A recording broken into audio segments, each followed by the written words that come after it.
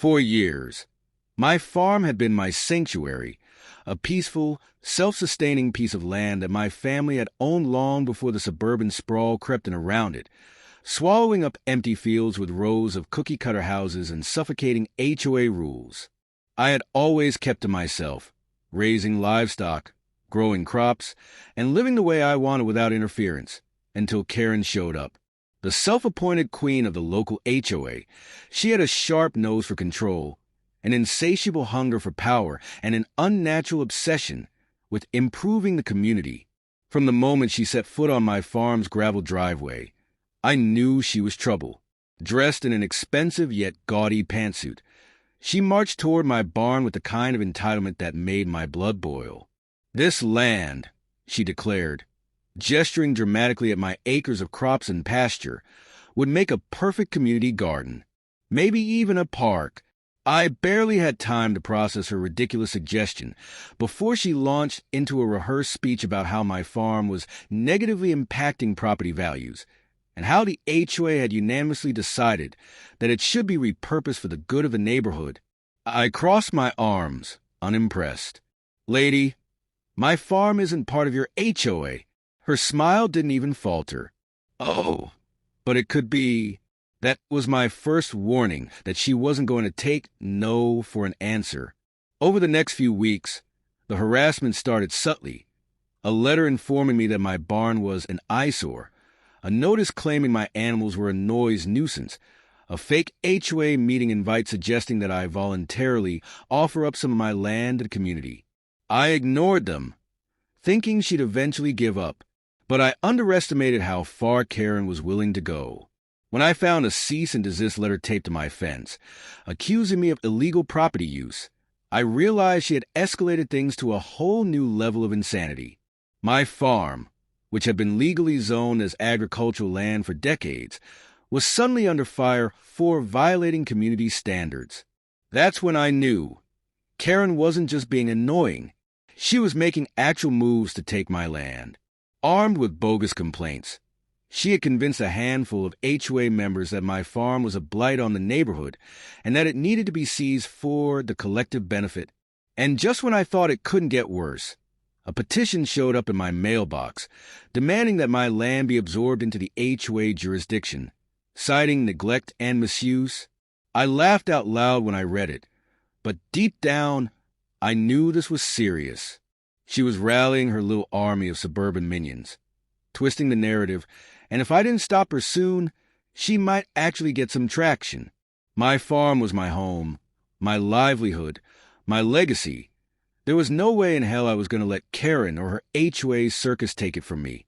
At first, I tried reasoning with her, explaining that my farm had existed long before the HOA and wasn't subject to their ridiculous rules.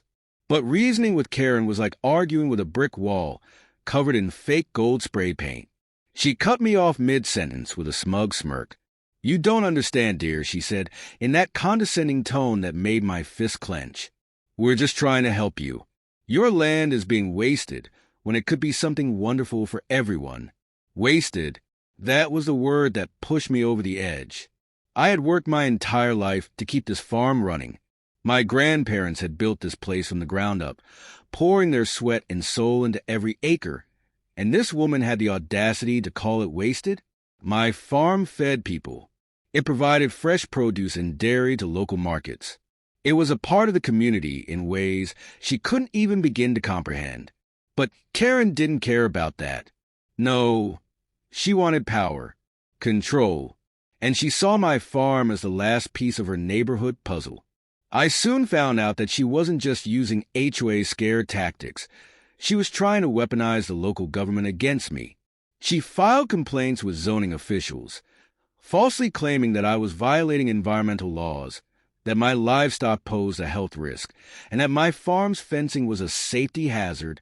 She even went so far as to fake neighbor complaints, forging signatures to make it seem like the entire community wanted my land gone. She thought she could bully me into submission, that I would just roll over and hand over my farm to her. But Karen underestimated me. Instead of backing down, I dug in my heels. I started keeping records of every interaction, every bogus complaint, every fraudulent letter she sent my way. I reached out to other local farmers and landowners who had dealt with HOA harassment before. That's when I learned that Karen had a history of pulling stunts like this. She had successfully bullied several homeowners into giving up portions of their yards for community beautification projects, often flipping those spaces into profitable ventures under her control. She was playing a long game, and I was just her next target. She wasn't expecting resistance. She was expecting compliance. So, when she sent out yet another official-looking document claiming that my property had been reclaimed for community use, I did something she never saw coming. I lawyered up. The first time she received a cease and desist order from my attorney, she was furious. She stormed onto my land, screeching that I was being unreasonable, that I was hurting the community, and that I had no right to refuse her demands. I stood my ground, arms crossed, and simply said, "Leave." She didn't. Instead, she doubled down. The next day, a fake eviction notice appeared on my barn door. According to this laughably bogus document, I had been given 30 days to vacate in accordance with the Homeowners Community Protection Act. There was no such law. But Karen thought that if she made it look official enough, I would panic and give in. She was wrong. This wasn't just about my farm anymore. This was war. And if Karen thought she could manipulate, threaten, and strong-arm me into submission, she was about to learn the hard way that I wasn't someone to be pushed around. I was going to tear her empire apart, lost whatever flimsy grip on reality she once had. She wasn't just throwing around empty threats anymore. She was actively committing fraud. And if she thought I was going to cower, pack up my farm, and hand her the land, she was about to learn just how badly she had miscalculated. I tore the notice off the door, crumpling it in my fist as I stormed back inside, already dialing my lawyer.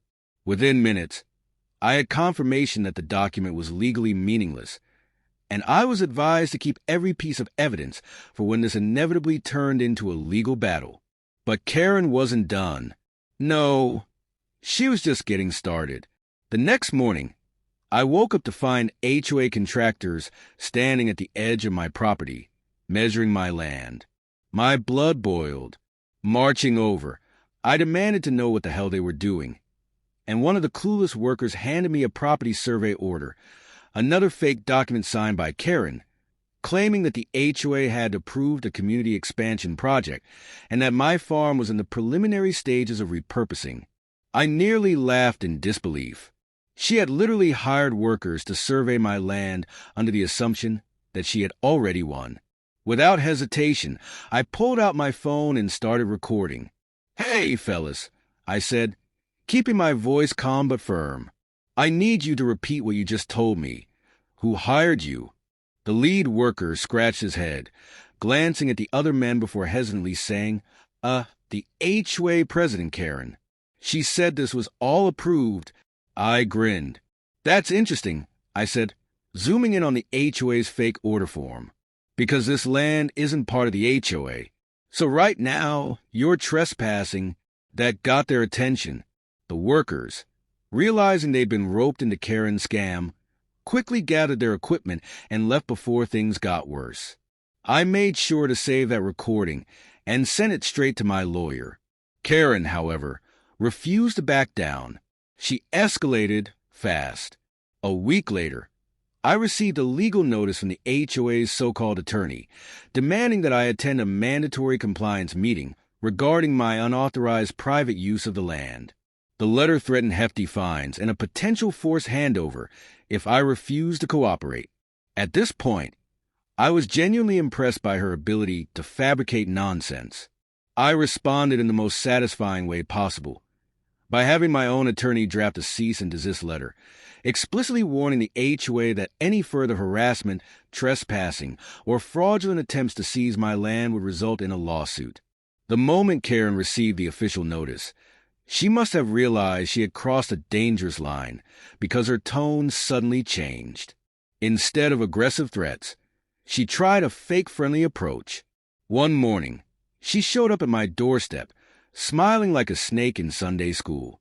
"I think we got off on the wrong foot," she cooed, clutching a homemade pie like we were neighbors in some idyllic sitcom. I just want what's best for the community. I folded my arms. The community, I repeated, not your personal control project. Her fake smile twitched. You don't understand, dear. She sighed, as if I was a toddler who had spilled juice on the carpet. You're being selfish. You have all this land, and you're refusing to share. My patience snapped. Karen, I said, stepping forward, I don't have to share my private property with people who have no claim to it. You don't own this land. The HOA doesn't own this land. And if you step foot on it again, I'll have you arrested for trespassing. Her eyes darkened. That's how you want to play it, she sneered, pie still in hand. Fine, but don't say I didn't warn you. And just like that, she turned on her heel and walked away. I knew something bigger was coming. And I was right.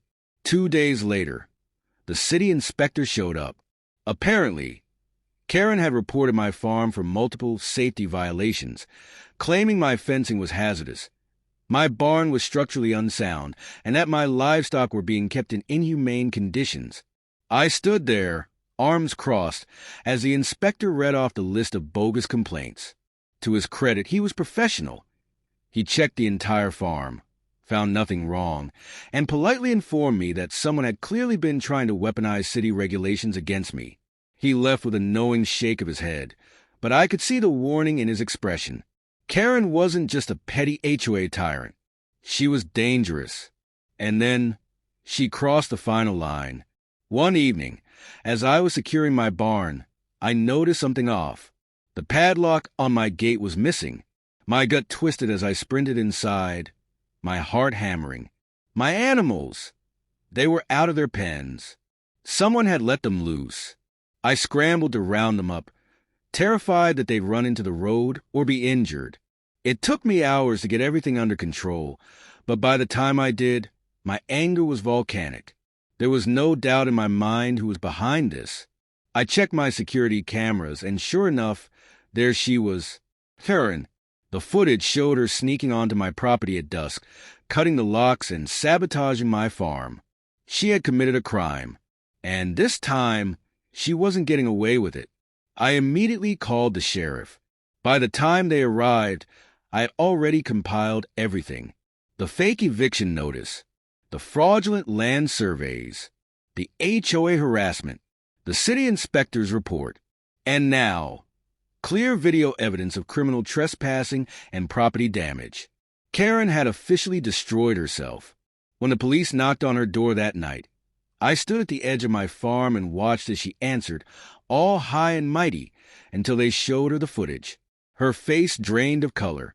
She started stammering about how it was a misunderstanding, that she didn't mean any harm, but it was too late. Karen was handcuffed on her own porch, and as they took her away, I finally exhaled.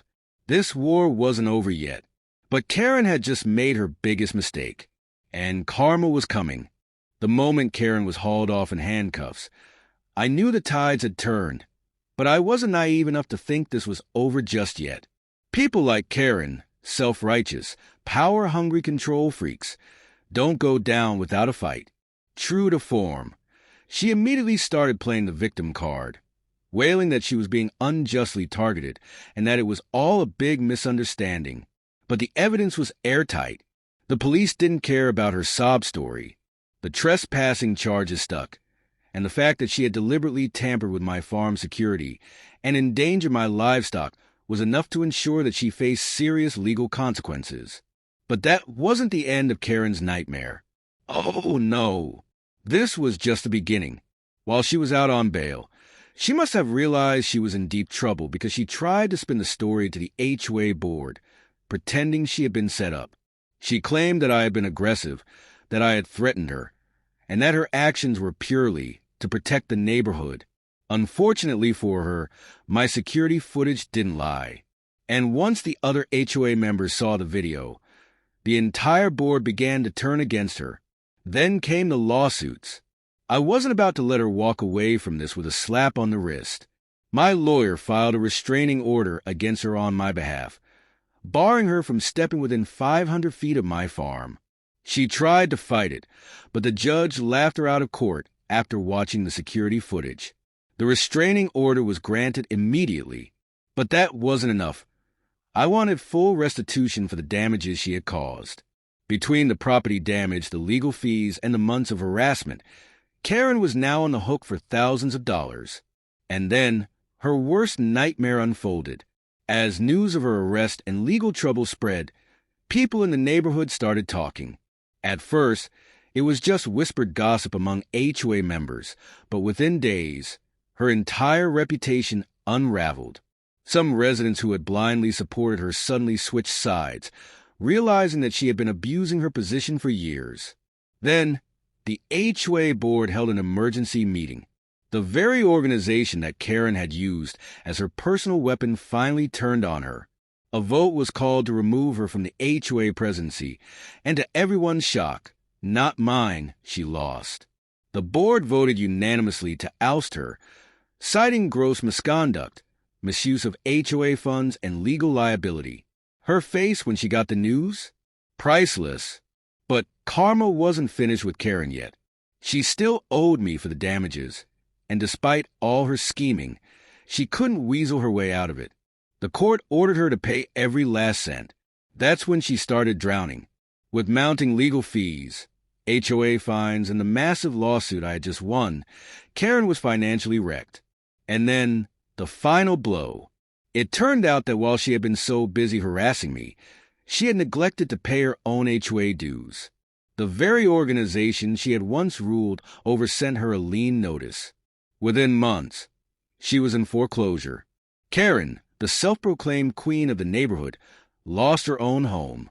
And as poetic justice would have it, guess who showed up to the foreclosure auction? Me. Now, I wasn't petty enough to actually buy her house. I had no interest in living that close to an HOA, but I made sure she saw me standing there, watching as her property was sold off. And the look on her face when she realized she had lost everything? Pure, unfiltered karma. She packed up and left town shortly after, humiliated and disgraced. The HOA, now under new leadership, stopped trying to mess with my farm. In fact, they actively avoided me after seeing what happened to Karen. And my farm? Still standing. Still mine. Still thriving. Karen thought she could bully me into submission. She thought she could steal my land. Instead, she destroyed herself. And I didn't just win. I buried her.